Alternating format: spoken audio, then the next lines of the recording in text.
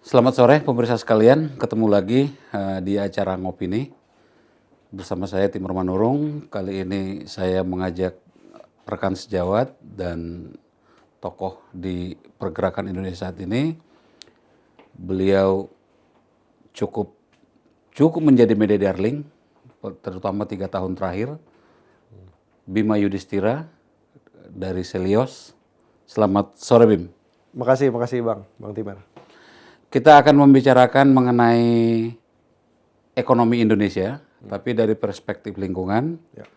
Dan apakah memang ekonomi yang mengedepankan lingkungan itu masuk akal atau hanya utopis, kita akan diskusikan. Dan sebagai pengantarnya, sebagai konteksnya adalah bahwa beberapa minggu lalu kami, Auriga, merilis data deforestasi Indonesia yang meningkat di tahun pertama Pak Presiden Prabowo, meningkat lebih dari 60%. Jadi yang tadinya 260-an ribu hektar menjadi 433 ribuan hektar gitu. Jadi melonjak cukup tinggi, dan pertanyaannya, haruskah kita deforestasi untuk mengejar pertumbuhan ekonomi? Jadi kira-kira itu topik yang akan kami diskusikan. Kalau di literatur kini kadang disebut restorasi ekonomi atau ekonomi restorasi atau restoratif ekonomi, atau kalau di Brasil disebutnya socio bioeconomy. Di Indonesia kadang kita cuma pakai bioeconomy. Dan saat ini Bappenas menggodok konsep. Apakah itu yang kita bayangkan? Nanti kita akan bincangkan. Bim, selamat datang nih di Studio Auriga, di Studio Naviri.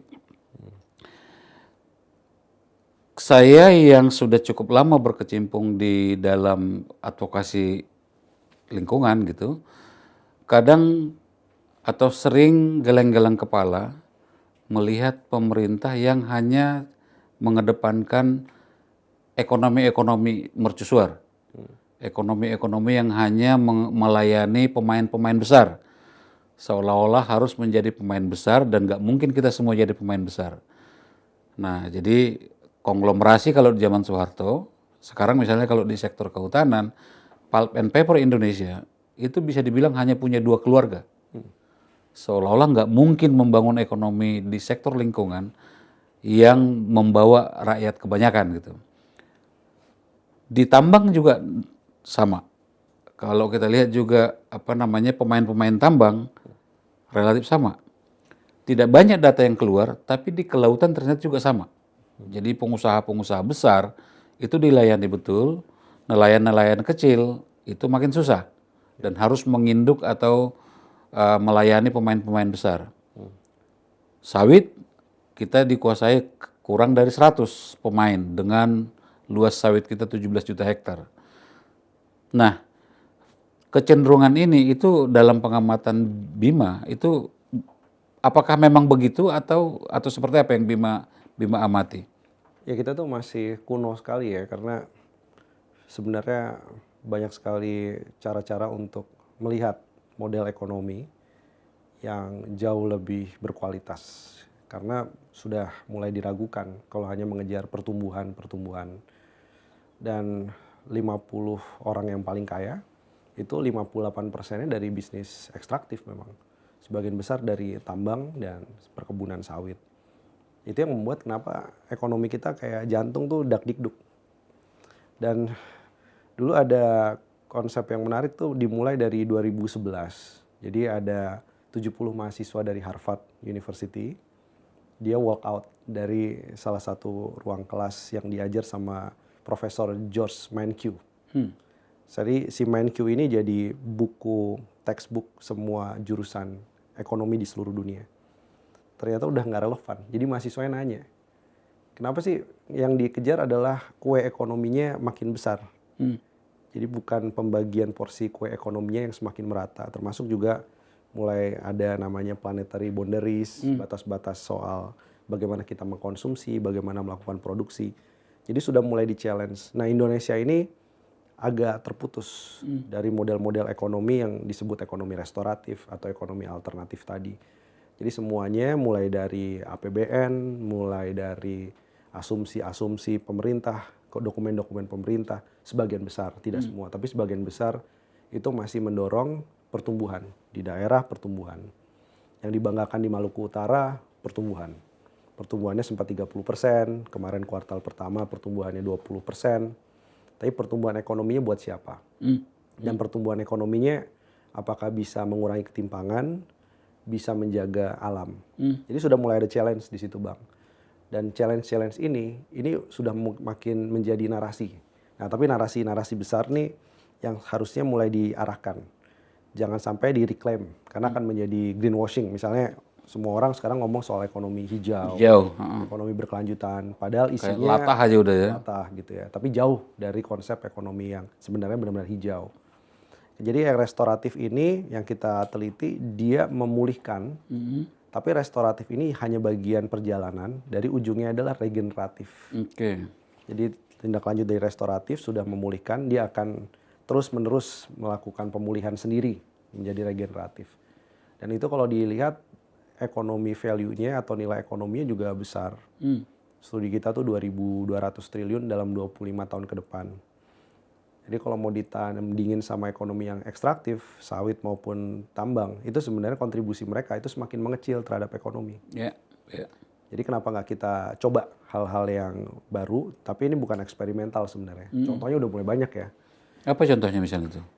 Contohnya mulai banyak, misalnya pada saat bencana di Sumatera, saya tanya ya, banyak tanaman yang sifatnya monokultur, mulai dari sawah, kemudian kebun sawit, itu yang justru terdampak oleh lumpur, terdampak oleh banjir. Tapi ada yang masih bertahan, di sebagian tempat itu adalah kebun kopi, yang di atasnya masih ada naungan, agroforestry lah. Gitu ya. Dan itu yang membuat mereka akhirnya bisa menjadi survive. Di tengah semua tanaman lainnya pada hancur, ada pendapatan buat masyarakatnya. Nah, tapi kan yang jadi tantangan, model-model kebun-kebun yang restoratif tadi, sebagian dilihatnya ini masih terfragmentasi, masih kecil gitu ya. Di tempat lain mungkin ada rempah-rempah, ada vanili, ada kebun yang terkait dengan misalnya kelapa di Maluku, tapi selalu dilihat sebagai minor. Jadi kalau bicara dengan pemerintah daerah, mereka bilangnya, tambang dulu deh. Karena banyak yang ngelihatnya nih short term, jangka pendek. Tambang itu kan dia jual tanah air kan. Dia keruk, dia jual tanahnya tanpa melihat potensi lain yang sebenarnya bisa jadi lebih besar daripada tambang yang dikeruk jangka pendek. Mana ada sih daerah yang didorong ekspansi tambangnya itu akan bertahan 20 tahun, 30 tahun, susah. Dan setelah tambang akan jadi apa? Dan setelah tambang jadi kota mati kan? Banyak. Dan misalnya kalau dirimu tadi udah menyebut tambang, saya akan coba masuk ke situ dikit. Nikel misalnya, saat ini kita menjadi produsen terbesar nikel. Dan eksploitasi nikel di Indonesia Timur terutama, memang karena di sana adanya nikel, itu luar biasa. Tapi setelah 2016 ke sekarang, berarti ada sekitar 10-an tahun, kita udah mulai melihat banyak, paling tidak ada 5 smelter yang tutup sekarang. Dan tiba-tiba di daerah itu orang yang tadinya melonjak banyak datang pendatang, sekarang PHK, kriminal jadi meningkat, dan orang jadi nggak punya penghasilan. Nah, apakah ini memang fenomena seperti itu akan selalu menjadi ancaman bagi ekonomi besar?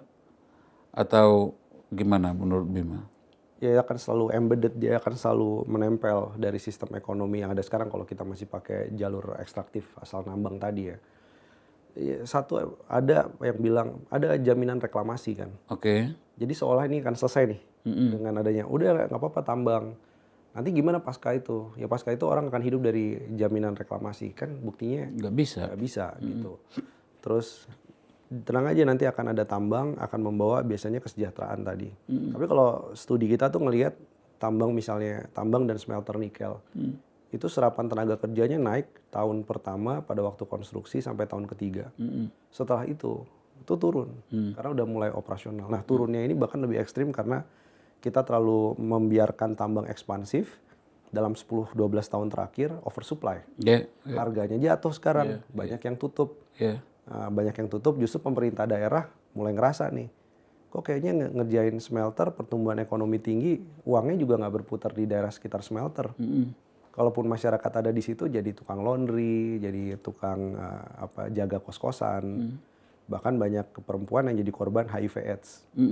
Karena setiap ada daerah tambang, biasanya dia akan membawa misalnya prostitusi. Ya. Jadi ada permasalahan sosial. Konflik sosialnya juga akan meningkat. Jadi tambang itu selalu embedded dengan ketimpangan dan juga dengan permasalahan sosial yang ada. Nah, kalau kita bandingkan dengan lawan tandingnya tambang gitu ya, di banyak tempat yang restoratif, justru enggak kan, perempuannya dia bekerja gitu ya. Kemudian laki-lakinya itu juga bisa menghasilkan pendapatan lebih banyak. Kayak kemarin nih Bang, kita ke Cianjur aja, yang dekat dari sini ya. Perjalanan sekitar 3 jam ke Cianjur, ada perkebunan kopi di situ. Dia merestorasi dan juga garap perhutanan sosial gitu ya. Dan ternyata pendapatannya 2 kali upah minimum dari Kabupaten Cianjur. Petani yang tadinya dia Pendapatan ya, hanya dari kopi. betul hanya dari kopi. Karena kan kopi itu kan dia tidak di situ tiap hari kan. Iya, Dia hanya ke sana pada saat kopinya mau dipanen. betul. Di hari-hari di luar itu pasti dia punya Dia punya pekerjaan pekerjaan lain yang bisa jadi ada penghasilan lain kan. ada penghasilan lain gitu. Karena kalau dia mengandalkan sayur gitu ya, setiap tahun tanahnya berkurang 10 cm. Dan mereka merasa ya gimana ya, ada yang lebih menjanjikan dari kopi, dari perkebunan, dari hutan sosial tadi. Sebenarnya itu jadi salah satu harapan sekarang. Dan anak muda lebih banyak tertarik di Cianjur untuk bertani lagi nih di sebagian tempat. Iya, dalam konteks ekonomi yang begini, termasuk kalau disebutlah di agrikultur, monokultur itu kan bahayanya begitu ya Bim. Jadi memang produksi di satu komoditas dia akan cenderung lebih tinggi, tapi dia sangat rentan begitu ada ancaman atau sebutlah penyakit, dia akan langsung mati sekali banyak gitu. Itu juga bahayanya musim tanam cuma sekali gitu. Itu kenapa misalnya Sumatera Barat itu menurut saya salah satu contoh yang sangat bagus. Tidak ada musim tanam sawah atau padi di Sumatera Barat. Setiap orang bisa nanam kapanpun sehingga hama tidak melonjak gitu. Nah, aku melihat ini adalah semacam skala kecil dari ekonomi satu negara. Betapa bahayanya kalau kita hanya mengandalkan pada segelintir komoditas, apalagi kepada segelintir pelaku. Itu kira-kira pandangan yang begitu secara ekonomi. Iya, karena yang namanya bencana tadi nggak pernah dimasukkan kan ke dalam pertumbuhan ekonomi. Selalu eksternalitas dia. Jadi disebutnya eksternalitas negatif. Tapi kalau dimasukin bisa jadi kan minus nih. Iya. Semua yang kita kerjakan dengan tambang, dengan tadi perkebunan monokultur ya. Air yang tercemar dengan pupuk kimia kalau dia perkebunan model sawit yang monokultur, itu juga nggak pernah dihitung kan. Yang selalu dihitung adalah produksi sawit kita per hektar ini harus ngejar Malaysia. Iya. Tapi nggak pernah dihitung nih berapa biaya yang dibutuhkan Untuk menaikkan itu. Ya. Sekarang memang udah mulai banyak yang melihat eksternalitas itu jadi pengurang dari daya saing. Jadi tadinya mau memisahkan ya nggak apa-apa, lingkungannya rusak toh, ada pendapatan ekonomi, ada penerimaan pajak gitu ya. Sekarang orang udah mulai ngelihat gitu. Ini cost-nya terlalu besar untuk mempertahankan model ekonomi yang ekspansif tapi nggak berdasar tadi, dan akhirnya justru menghabiskan penerimaan pajak. Contoh bencana Sumatera tuh ya. Berapa hitungan kalian tuh kerugian karena 68 triliun. 68 triliun? 68 triliun dan itu hitungan sebelum rekonstruksi dan lain-lain. Jadi masih awal ya. BNPB kalau nggak salah sekitar 50-an triliun rupiah. Sementara pendapatan dari ekonomi sawit base itu berapa itu? Di Aceh nggak signifikan. 1 triliun aja nggak nyampe setahun. Taruhlah di Sumatera Utara 2 kalinya karena lebih. Boleh. Tetap aja nggak nyampe. Terus Sumatera Barat Sumatera makin Barat kecil. masukkan lagi ya. Taruhlah itu 5 triliun, berarti dia butuh 12 tahun. Betul. 12 tahun untuk merecover kerugian dari bencana tadi. Nah, inilah yang harusnya masuk nih. Makanya kita tuh lagi pengen tuh kerjasama juga dengan beberapa ekonom-ekonom ya, Stiglitz gitu ya, Piketty yang sekarang lagi ngebantuin PBB juga untuk meredefinisi yang namanya produk domestik bruto. GDP, PDB ini dianggap udah nggak relevan lagi menjawab kebutuhan ekonomi sekarang. Karena benar nih ada salah satu buku yang menarik namanya Value of Everything dari Mariana Mazzucato bilang ekstraktif itu tahun 1970 dia bahkan nggak dimasukkan ke dalam national account untuk produk domestik bruto. Kenapa begitu?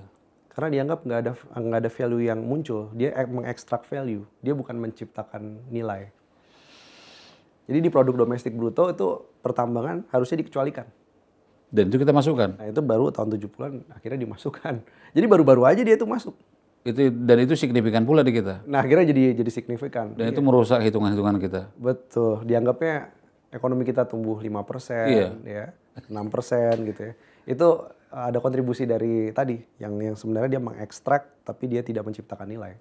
Kalau sekedar taruh lagi nih Bim, kalau sekedar dia datang sesuatu yang baru, dia tidak merusak sesuatu yang sudah eksis, mungkin jadi misalnya gini, tambang itu di tempat yang berbeda sama sekali, jadi ya anggaplah dia variabel baru. Yang jadi soal kalau di saya mungkin Bima juga adalah tambang ini adalah di lahan-lahan kebun masyarakat. Saya baru pulang dari Halmahera, keliling Halmahera di Maluku Utara. Bagaimana kebun-kebun pala masyarakat, kebun-kebun kelapa masyarakat. Kesannya hutan, tapi sebenarnya itu karena udah ratusan tahun mereka di sana. Di hutan itu udah ada pala, ada kelapa, ada cengkeh, segala macam. Dan itu yang dihabisin tuh jadi tambang. Masyarakat jadi punya penghasilan apa? Ekonomi kita tercatat seolah-olah kita bertumbuh dengan gegap gempita gitu. Tapi masyarakat lokal ini makin nggak punya. Nah yang saya khawatirkan misalnya gini. Ada satu tambang gas smelter besar di sana namanya IWIP, International Indonesian Weda Industrial Park, sama pemiliknya dengan yang IMIP yang di Morowali.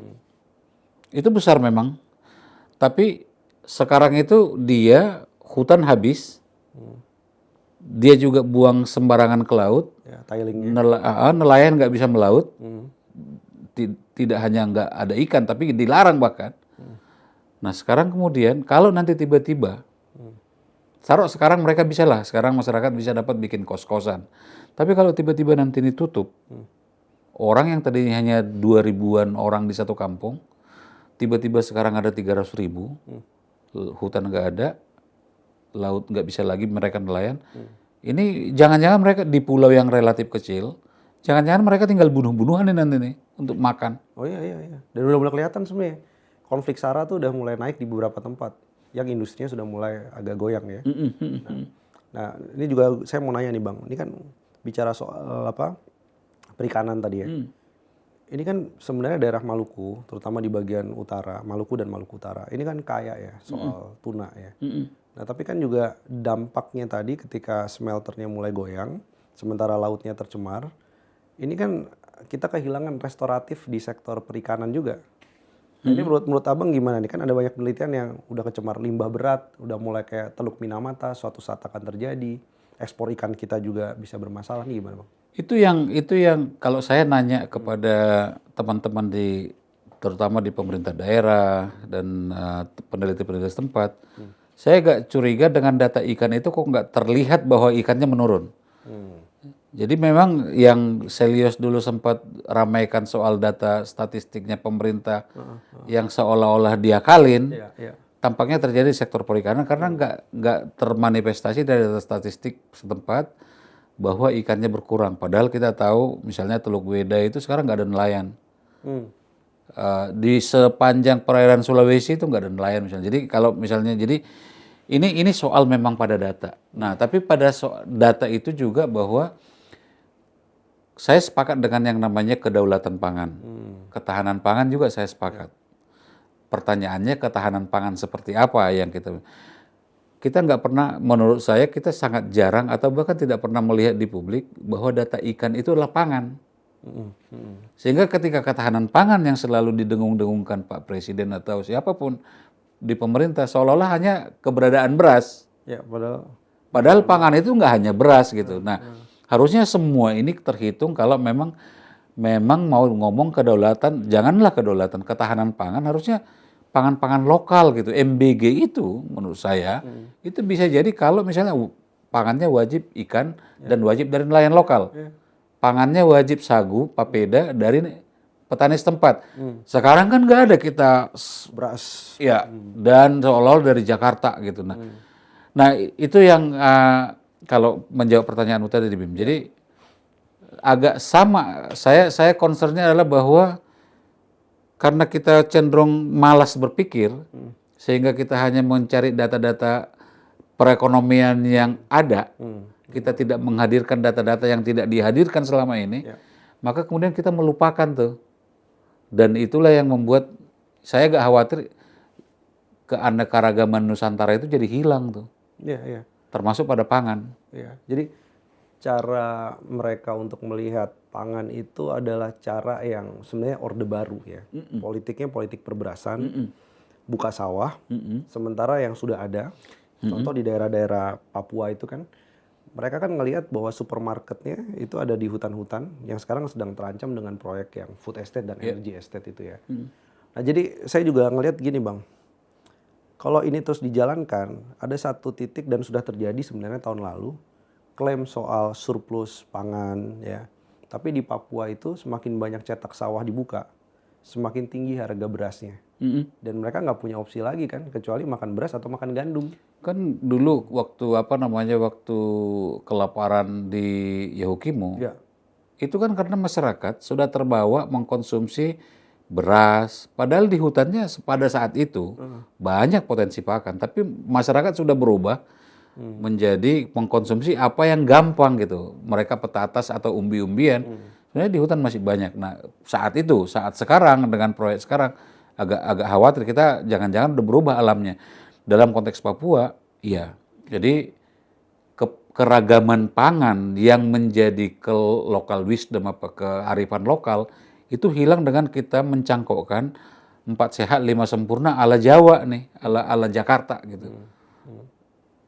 Tidak kita campurkan dengan lokal lokal itu mestinya itu kita kedepankan. Nah, itu yang soal sawah tadi jangan jauh-jauh Bim, kalau sawah yang real sawah, Sulawesi, kami kebetulan sedang mendata. Kami melihat ribuan hektar sawah yang sudah bergenerasi jadi sawah dan berhasil, itu sekarang hilang jadi tambang nikel atau smelter nikel. IMIP itu ada sawah di sekitarnya. Virtu Dragon di Kendari, punya Delong yang sekarang udah bangkrut dan gak jelas mau jadi apa ini, sawah itu tadinya. IMIP di Weda itu ada 3 kampung transmigran di Kulo Jaya namanya. Itu karena sedimen nikelnya itu bikin mati semua. Itu jadi kampung hantu sekarang. Transmigran ini jadi terpaksa balik ke Jawa karena nggak bisa hidup lagi di situ. Ini adalah daerah yang sudah terbukti bergenerasi bisa menghasilkan beras. Dirusak justru. Dirusak sementara kita bangun sawah di hutan yang belum tentu akan bisa jadi sawah. Betul. Nah, ini kan jadi kebiasaan atau ketekunan melihat data detil dan data daerah itu menjadi penting bagi orang-orang di Jakarta sini, bagi pembuat kebijakan di Jakarta sini, termasuk dalam konteks ekonomi lokal kan. Benar. Nah itu yang terjadi. Nah aku balik nih jadi bertanya nih. Kadang-kadang gini, saya kebetulan beberapa kali ke Amazon di Brasil. Ada satu pasar misalnya di pasar terbesar di kota terbesar di sana namanya Belém gitu. Bacanya Belém tapi tulisnya Belém. Itu kayak dianggap ibu kotanya Amazon yang ada di 9 negara itu. Kita bisa melihat es krim misalnya di pasar itu. Es krim itu bisa 20 sekian Jenis rasa. Nggak hanya rasa tapi juga jenis. Dan itu semua adalah dari buah-buah hutan Amazon. Sampai 20. Sampai 20. Saya pernah menghitung 22. Ya, banyak berarti kan. Banyak. Dan itu jenis buah kapuasu namanya, buah macam-macam. Dan itu buah-buah hutan. Dan eksotis. Jadi eksotis dan enak. Dan semua laku. Artinya pasarnya dibangun, pasarnya disiap. Karena itu ada di pasar. Dan kita yang agak saya khawatir adalah kita bahkan nggak punya datanya di BIM. Nggak ada. Pemerintah kita mau pusat maupun daerah tidak dilatih atau tidak dirangsang atau tidak didorong untuk membangun data potensi yang ada setempat. Betul. Saya misalnya lagi-lagi yang Halmahera, saya tanya nih supply chain-nya kelapa itu gimana sih? Dari mana, di mana ditampung, jual ke siapa? Nggak ada yang punya datanya. Pala sama, padahal pala adalah alasan adanya Nusantara. Ya. Itulah karena kita orang-orang Eropa dulu datang hanya ngejar itu gitu. Kita udah 300 lebih, 1.600, iya udah 400 lebih, 400 tahun lebih. Kita bahkan nggak punya data pala. Nah, gimana ini untuk mendorong agar ekonomi kita nggak mercusuar? Detil-detil ini agak tergambar dan ekonom gimana bagusnya agar, Ya, ayo dong kita tampilkan datanya sehingga ketika pemerintah bikin yang mercusuar kita punya alternatif pada data gitu. betul betul. Jadi memang kita desak terus ya, salah satunya Badan Pusat Statistik, kemudian Bappenas ya. Tolong cari data, jangan cuma data konsumsi gitu ya, data Susenas, data Sakernas tenaga kerja. Itu pun sebenarnya sebagian masih perlu dikritik ya. Tapi kita juga butuh data tuh bukan cuma data, oh orang sehari makan nasi sekian, makan sorry, orang makan nasi sekian, kemudian dia makan mie instan sekian, beli pulsa sekian. Bukan cuma itu, tapi juga perubahan perilaku dari suatu fenomena itu juga harus dipotret. Belum ada kita data, misalkan dari BPS. Apakah ketahanan pangan itu menjadi berkurang karena adanya ekspansi tambang misalnya di Indonesia bagian timur dan juga pembukaan sawah baru. Saya juga pernah ngomong ke Bank Indonesia bahwa masalah inflasi pangan yang selalu menjadi momok atau ditakutkan itu bisa jadi triggernya karena proyek-proyek pemerintah, proyek-proyek swasta yang sebenarnya menggantikan tadi lahan yang udah ada justru digantikan dengan aktivitas lain yang justru di sana bisa terjadi masalah atau krisis pangan yang membuat harga jadi naik gitu. Nah, jadi Bank Indonesia, BPS tuh harus memang keluar. Kita menyebut program ini sebagai Beyond GDP, Bang. Oke. Jadi lebih daripada hitung-hitungan produk domestik bruto. Karena gini, yang namanya produk domestik bruto, hitung-hitungan kue ekonomi ini seolah sudah ada standarnya. Jadi mereka mematuhi dan mengikuti standar itu. Jadi memang ada yang bisa dilakukan dengan statistik-statistik tadi, potensi-potensi, tapi bukan cuma potensi, yang existing deh. Yang existing aja di masing-masing tempat. Tapi ini juga perlu ada perubahan dari UN statistiknya, dari PBB-nya. Di dua track itu.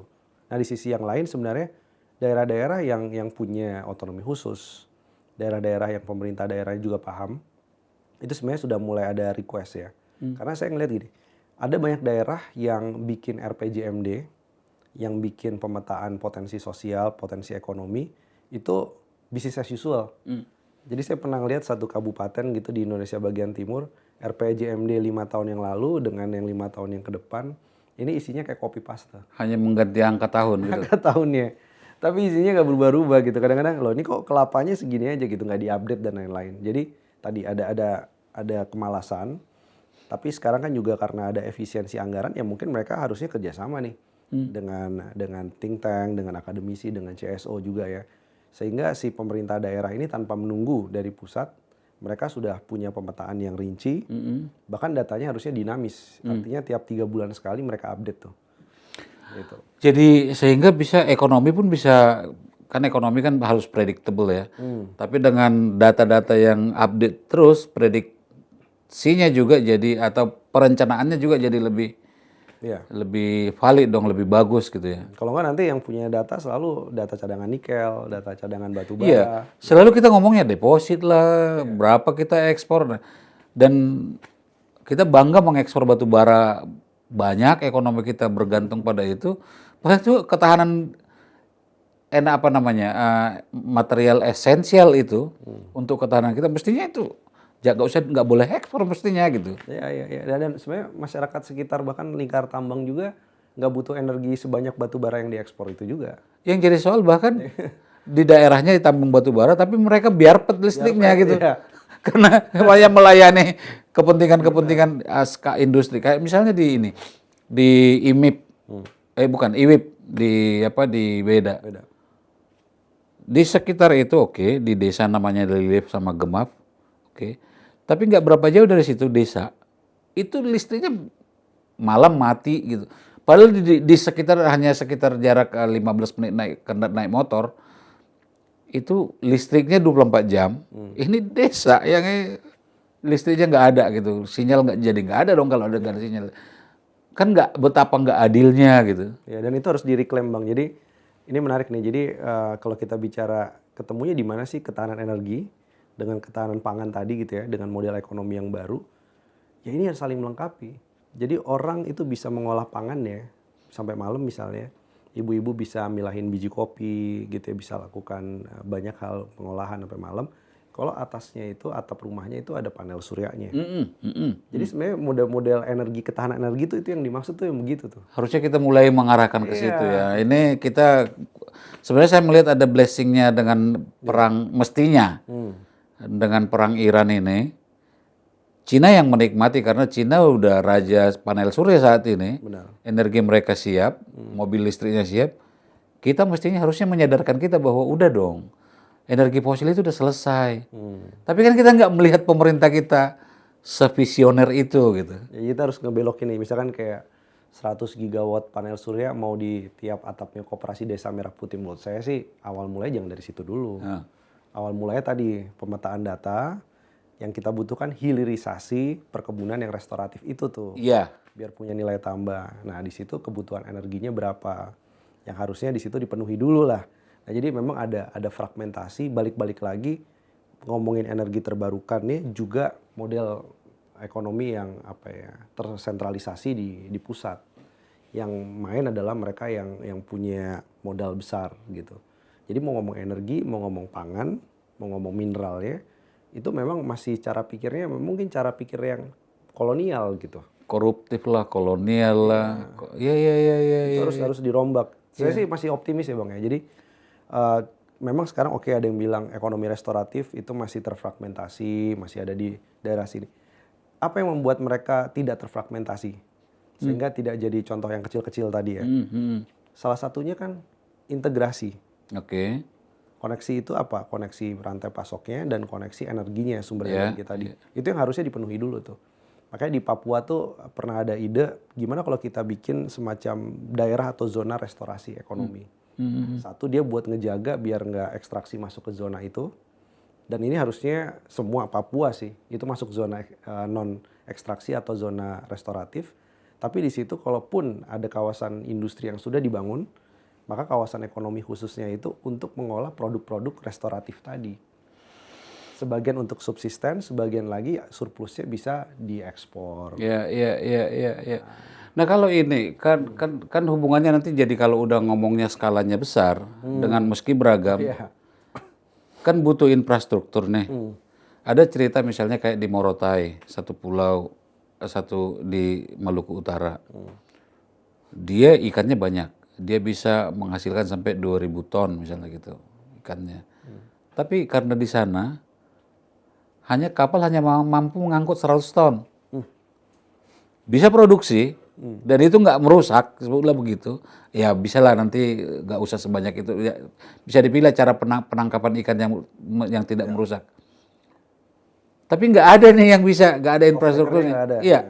Nah, apa caranya yang harus dilakukan agar Indonesia ini tidak terpusat gitu. Jadi saya tidak melihat juga pilihan caranya Pak Jokowi yang dengan infrastruktur sembarang bangun di mana-mana tanpa pemetaan komoditas lokal gitu. Ada nggak yang menurut Bima bagaimana untuk membuat infrastruktur ekonomi yang rakyat base gitu itu bisa gitu? Iya, di banyak tempat kayak misalkan di masalah perikanan, ujung-ujungnya hampir semua proposalnya sama. Kita butuh cold storage gitu ya, kita butuh pelabuhan ikan. Dan setiap tahun bupatinya selalu sidak di banyak tempat dan mengeluh. Itu nggak dikerjakan. Jadi memang infrastruktur ini top down prosesnya. Dan bahkan pemerintah daerah banyak yang nggak dilibatkan dalam proses perencanaan infrastruktur. Jadi RT, RW dan lain-lain ini banyak nggak masuk situ. Nah makanya kalau kita fokus dan tahu potensi kita tadi, mau perkebunan restoratif, mau perikanan yang berkelanjutan tadi, yang harusnya ini infrastruktur apa sih yang dibutuhkan tanpa kemudian merusak ekosistem yang ada. Kawasan industrinya model seperti apa? Apakah butuh kawasan industri ngeganti sawahnya? Atau sebenarnya kawasan industri itu bisa diturunkan menjadi komunitas-komunitas yang mengolah tadi. Nah, food estate itu mestinya nggak sawah dalam skala banyak. Iya, itu boros dan mahal. Kita hitung food estate atau bioenergi itu membutuhkan 89% subsidi energi, jadi mahal, boros. Dengan food estate yang dibayangkan pemerintah sekarang kan. Iya, dengan model. Tapi kalau food estate-nya itu adalah dari pangan-pangan lokal yang sudah eksis, itu dibangun pasarnya, itu bisa jadi food estate yang kita bayangkan kan. Betul. Ini yang agak nggak connect tadi, makanya infrastruktur. Ada juga yang cerita gini. Jadi salah satu mantan menteri itu cerita. Dia bilang gini, coba cek kita terlalu banyak merubah bentang alam dengan membangun dam, membangun bendungan skala besar, tapi infrastruktur irigasinya itu justru lupa dibangun. Makanya di beberapa tempat food estate di Kalimantan tuh damnya banyak gede-gede, tapi nggak kepake sekarang. Mubazir kan? Jangan jauh-jauh, mungkin dam yang paling ini Batu Tegi di Lampung tuh dekat tuh. Iya. Nggak ada tuh airnya tuh. Itu tadi. Dulu dianggap sebagai dam terbesar di Asia Tenggara. Oh, benar-benar. Ini malah mau bikin dam-dam baru lagi. Iya. Tapi yang ada ini nggak pernah dilakukan perencanaan irigasinya, kemudian di daerah yang bahkan nggak ada airnya, tapi di situ ada potensi misalnya itu sawah tada hujan modelnya seperti apa. Ini artinya memang semakin kita sentralisasi, semakin kita top down untuk masalah infrastruktur yang dibutuhkan untuk restoratif tadi, itu semakin jauh dari membuat model ekonominya jadi lebih tahan guncangan, lebih bisa pro terhadap kesejahteraan dari masyarakat yang ada di wilayah itu. Jangka Mereka cuma panjang. lihat aja, iya. Kalau tadi kita banyak diskusinya kepada agrikultur atau hasil alam, saya mau agak tarik dikit sebagai contoh jasa lingkungan, BIM. Ya. Mau karbon kah? Oke. Atau yang paling ini ekowisata. Ya. Saya jarang melihat pemerintah membangun konsep ekowisata yang berbasis dan membesarkan pemain lokal. Yang adalah bikin 10 Bali baru. Ya. Kesannya bagus.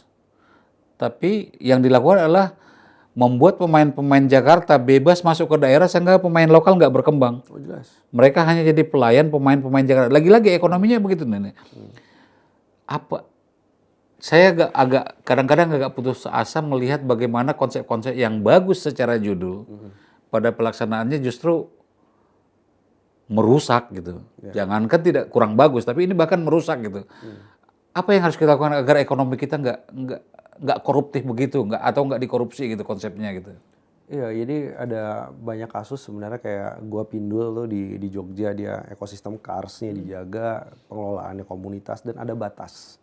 Jadi mereka tuh membatasi jumlah pengunjung tiap harinya. Ya. Jalan nggak? Jalan. Jadi yang dikejar apa? Yang dikejar adalah value-nya. Nah, kalau kita membaca hanya volume, maka tadi gede-gedean investasi. Di lokasi yang nggak jauh dari Gua Pindul, itu kan pembangunan pariwisata yang modelnya komersil, clubhouse, dan lain-lain.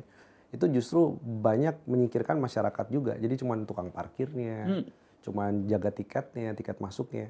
Tapi mereka nggak merasa menjadi bagian dari adanya wisata tadi, ekowisata. Nah, saya sih ngambil jalan tengahnya gini aja. Bagi mereka yang sudah berjalan, itu jangan diganggu. Tapi tanya, fasilitas apa yang mereka butuhkan. Artinya mereka yang harus diberdayakan gitu. Ya, mereka pemain utamanya. Iya. Jadi pemerintah itu hanya menjadi enabler atau pelengkapnya aja. Nah, bagi masyarakat yang ada potensi agrowisata, ekowisatanya bagus, itu ditanyakan juga bagaimana caranya contoh-contoh bagus di banyak tempat tadi itu direplikasi atau saling belajar lah ya. Contohnya saya tuh agak sedih tuh di Waisano di Flores ya. Itu adalah tempat konservasi burung yang paling unik bahkan di dunia. Cuman ada di Flores dan cuman ada di Waisano. Bahkan saya bangun pagi tuh ngelihat elang putih di situ. Tapi Elang putih liar ini ya? Iya. Bukan elang putih peliharaan kan? Liar. Oke. Liar. Di sana nggak boleh melihara burung. Oke. Gitu, Oh, ada kearifan lokalnya bahkan? Ya, betul. Masyarakat adatnya cukup ketat soal masalah konservasi itu. Nah, setiap minggu tuh ada tuh 2-3 turis dari Prancis, dari Rusia gitu ya. Justru mereka lebih tahu potensi bahwa di situ adalah potensi ekowisata dibandingkan masyarakat lokal yang ada di sekitar Labuan Bajo, yang ada sekitar di Indonesia, Jawa gitu ya. Tahu bahwa sebenarnya nggak jauh dari Labuan Bajo itu ada potensi ekowisata. Masalahnya apa? Masalahnya dari dulu diomongin ekowisata, jalan yang ada itu masih jalan batu. Iya. Maksudnya masyarakat nggak minta banyak kok. Di situ ada pemandian air panas, bikin fasilitas yang bagus. Nanti biar yang mengelola adalah masyarakatnya. Jadi pemerintah kadang-kadang kan gini, gede di konsep tadi, makanya Bali baru. Jadi sesuatu yang glamor, sesuatu yang megah. Yang terjadi kan ya sangat kapitalistik dan juga sangat membatasi kayak kasus di Borobudur. Akhirnya pedagang-pedagang semuanya pada protes karena dianggap masuknya label Bali Baru itu di objek wisata seperti Borobudur itu membuat banyak masyarakat lokal kehilangan pendapatan. Jadi yang ada justru hilang. Iya, iya, iya. Ada contoh misalnya itu janganlah lu ngomong laut. Laut sebenarnya banyak potensi diving spot lah apa. Satu contoh di lagi-lagi di Halmahera nih. Nggak jauh dari dari IWIP. Hanya sekitar 10 menit naik kendaraan motor. Kayaknya Bima akan ke sana kayaknya atau orang tim Selios akan ke sana. Ada satu daerah, satu bukit kars yang entah bagaimana ceritanya oleh pemerintah dikasih izin tambang nikel. Ini daerah yang sangat bagus, burungnya aja ada 300 gitu. Ini Endemik ya. pulau ini adalah pulau memang yang surganya burung-burung endemik. Dan ada satu gua, namanya Gua Boki Mororo. Boki Mororo. Nah, Iya. itu air tiba-tiba dari sebutlah begitu. Saya karena orang caving jadi agak tapi umumnya air keluarlah dari ini dan jadi seolah-olah danau gitu, danau kecil. Masyarakat menolak tambang nikel dan cara menolaknya menjadikan gua ini menjadi pusat atraksi wisata. Karcis masuk 10.000. Setiap hari itu ratusan orang datang ke sana tanpa merusak. Dan itu bisa ekonomi, nanti mungkin Selios akan menghitung, saya dengar akan menghitung. Jadi dari pemasukan tiket masuk saja, mereka bisa ratusan juta sebulan. Tiket masuk saja. Di sekitar situ masyarakat lokal bikin warung-warung yang enak di ini. Jadi ekonominya berputar tanpa merusak gitu. Tapi pemerintah masih terus di ujung sana maksain tambang sehingga kemudian kalau hujan air jadi keruh lah apalah. Jadi yang tadinya air itu biru bening begitu ini jadi keruh luar biasa karena sedimen-sedimen tambang di sekitar 20-an kilometer di balik bukit. Nah, ini kan kecil-kecil tapi kalau ini se-Indonesia Raya begitu, Wah, makmur kita. itu dia kan. Iya. Nah, apa yang harus kita lakukan agar persoalannya lagi nih, ada satu lagi nih. Semua itu kan seolah-olah Jakarta banget nih. Ya, Jakarta sentris. Jakarta sentris. Orang-orang kebijakan diambil di kementerian-kementerian, mereka bisa jadi nggak tahu lapangan atau bisa jadi mungkin hanya karena berkenalan dengan pemilik tambang. Betul. Kurang gaul. Kurang gaul dengan orang-orang miskin gitu. Nah, apa yang harus kita lakukan? Justru menurut saya jangan-jangan yang harus kita edukasi adalah pejabat-pejabat di Jakarta nih. Agar lebih mengenali Indonesia. Dan atau memberdayakan Pemda kalau dia sehingga dapat informasi lebih nih. Gimana caranya ini agar dalam kebijakan ekonomi kita melihat realitas Indonesia, bukan melihat dari kacamata Jakarta gitu. Iya benar. Sebenarnya kan sekarang kita masih hidup di era otonomi ya. Mau dibilang gimana pun juga sebenarnya power atau kekuatan otonomi daerah tuh sebenarnya masih ada. Dan beberapa kepala daerah itu tertarik sebenarnya belajar dengan kepala daerah yang ada di negara lain tanpa harus ada studi banding sebenarnya. Exchange dengan sekarang ini nggak perlu harus Zoom aja atau webinar aja selesai sebenarnya. Baca buku dan lain-lain pun sekarang online banyak. Dan mereka mulai ngelihat gini, bisa nggak sih mendatangkan gitu ya contoh-contoh untuk membuat warga semakin berdaya tadi dengan ekonomi restoratifnya, dengan ekonomi-ekonomi yang berkelanjutan termasuk ekowisata tadi, itu dengan menarik misalnya wisatawan itu dari daerah yang ada di luar negeri. Jadi salah satunya misalnya Morowali dengan Shenzhen. Karena sekarang ini yang terbangun kan antara Morowali dengan Shenzhen di Tiongkok atau di China itu adalah soal teknologi nikelnya. Ya. Padahal anak-anak saya kebetulan belakangan sering ke Cina gitu. Anak-anak muda Cina itu sangat tertarik datang ke Indonesia justru melihat keindahan Indonesia. Ya betul. Bukan ngerusak. Bukan merusak. Nah ini dia nih. Jadi hubungan-hubungan itu tuh perlu kita jembatani terus Bang. Sama satu lagi sebenarnya ya tadi terus mengedukasi bahwa pemerintah pusat ini kalau terus menjalankan model-model ekstraktif, sebenarnya penerimaan pajaknya justru loss dan terjadi sekarang nih. Sekarang mau ada batu bara lagi naik harganya, nikel lagi naik, tapi ternyata kalau dilihat ya dari penerimaan negara itu rasio pajaknya tetap masih di bawah 11%. Kenapa bisa begitu? Ya ekstraktif tuh selalu dekat dengan kebocoran pajak. Iya, karena mengamatinya barangnya di depan mata tapi menghitungnya kayak jauh di belakang mata gitu ya. Benar ya. Jadi udah nggak ngasilin keuntungan buat negara secara optimal gitu ya. Nah, sementara yang uangnya langsung berputar ke masyarakat tadi model-model tadi, nah itu harus disadarkan tuh pejabat. Jadi kalau saya sih intervensi salah satunya ke Kementerian Keuangan gitu ya, ke Kementerian Bidang Ekonomi. Tapi juga mungkin Bang Timer nanti bisa cerita gimana sih merubah mindset Bang dari sisi Kementerian Kehutanan, Kementerian Lingkungan Hidup gitu ya. Biar mereka juga punya bayangan atau gambaran bahwa yang mereka lakukan ini sebenarnya kontribusi ke ekonomi. Gitu.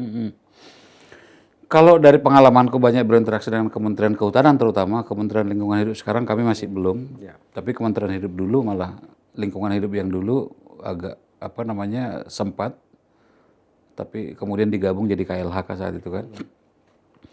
Satu saya ngelihatnya gini Bim. Di birokrat-birokrat sebutlah gitu kan, ASN di kementerian itu banyak sebenarnya yang bagus. Banyak yang pikirannya bisa jadi lebih maju dari kita. Ya. Tapi seringkali mereka ini tertahan oleh atasan-atasannya yang dicangkok dari istana gitu, dicangkok dari parpol. Itu merusak betul itu.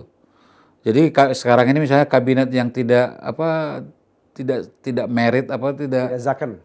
tidak zaken kabinet itu real masalah betul itu. Yang kedua adalah keberanian kita mengadu data. Jadi kalau di Auriga misalnya data deforestasi, ya mau nggak mau gitu ya. Jadi di sana pun di kementerian pun saat ini dari yang kutangkap kalau udah data Auriga cenderung udah oke itu gitu. Ya perjalanan panjang. Jadi kita menghadirkan data alternatif. Nah itu yang saya agak khawatir kita belum melakukannya di sektor ekonomi ini. Jadi jangan-jangan kita perlu mendorong sebanyak mungkin universitas tempat membunyikan data-data yang kecil-kecil tapi masif se-Indonesia Raya itu besar juga ujungnya kan. Ya, betul. Kita bisa memulai dengan semacam database atau repository gitu ya. Dengan kampus-kampus yang ada di daerah sehingga tadi nggak berakhir pada hanya jurnal saja gitu ya. Tapi bisa bunyi dan bisa menggerakkan pemerintah daerah untuk mengambil angka kebijakan gitu. Jadi menurut saya yang perlu mungkin kita dorong adalah bagaimana menghidupkan akademisi lokal nih. Ya, setuju. Karena itu bagaimanapun mereka akan suara itu nyampe ke pemerintah daerah gitu. Jadi kolaborasi dengan akademisi lokal dan NGO setempat dan segala masyarakat sipil setempat. Menurut saya itu salah satu jawaban bagi Indonesia ke depan, Bim. Setuju banget, Bang. Kita di penghujung, ada nggak closing statement mengenai ekonomi restoratif atau mengenai apapun?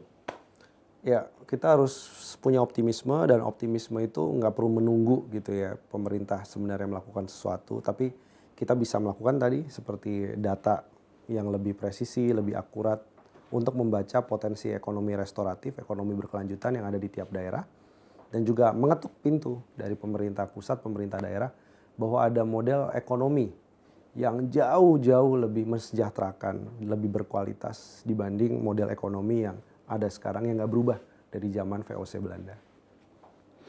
Makasih Bim. Sama-sama Bang. Pemirsa, demikian tadi perbincangan kami mengenai ekonomi restoratif atau restoratif ekonomi dan kami melihat bahwa itulah yang mestinya kita kedepankan di Indonesia atau di Nusantara. Memang tidak langsung menjadi ekonomi yang besar pada satu variabel, tapi kecil-kecil yang digabung se-Indonesia Raya itu justru lebih besar daripada satu sektor atau satu pihak atau satu perusahaan. Jadi dengan begini kami berharap bahwa ini adalah sumbangan kontribusi pemikiran bahwa kita di Indonesia mestinya yang kita bangun adalah keragaman, karena Nusantara itu pada dasarnya adalah keragaman, bukan dominasi oleh kelompok tertentu atau bukan hanya dikuasai oleh segelintir. Demikian perbincangan ini, sampai ketemu di Ngopini selanjutnya. Terima kasih. Makasih Bim. Thank you, Bang.